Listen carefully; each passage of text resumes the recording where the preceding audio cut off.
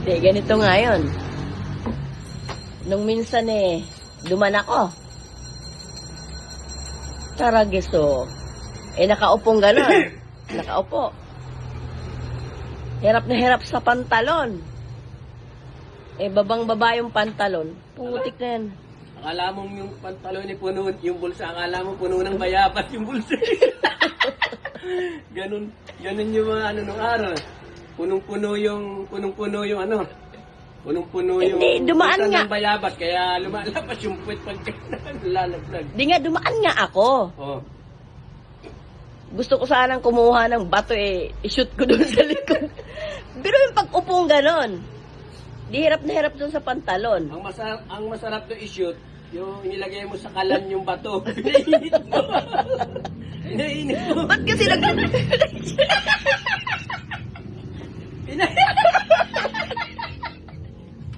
Pinagbago mo.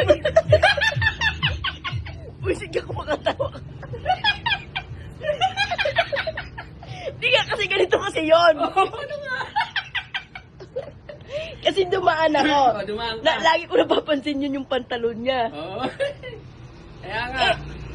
Hapit na hirap tapos ganyan. Pag upo niyang gano'n, halos kalahati, nakitang-kita na yung kuyukot ng puwit niya. Bisit ka, tao na to Di kaya niya naisip nagpapantalon pang gano'n, hirap na hirap yung puwit, kitang-kita na. Tapos yung brief sumasabay doon sa pantalon, bisit na yun. Isa pag magpabaga ka ng tama, sitsa mo doon.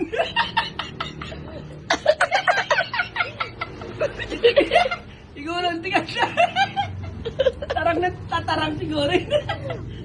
Ano ba kamoy nalaglag na yun? Kulalakaw ka, mainit talaga yan. Kainis. Palagi yan, pag nakikita ko dito, tumatambay. Nihimas yung sasakyan niya.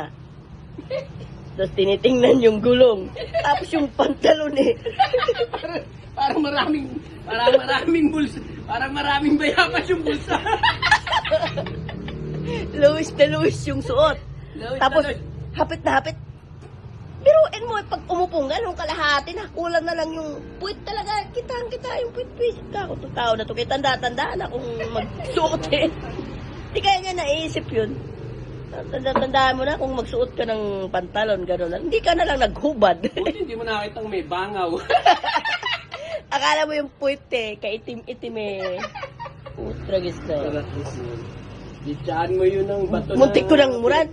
Muntik ko na nga muran. Tangina may kahit tanda-tanda mo, suot mo pantalon, nakala mo. Welding ka, tapos yung bagay na nalaglag doon. Marites ka na naman. Nagmaritisa na naman kami, guys. Wala kaming magawa. Hindi na lang kami mag-mention sino yung minamarites namin.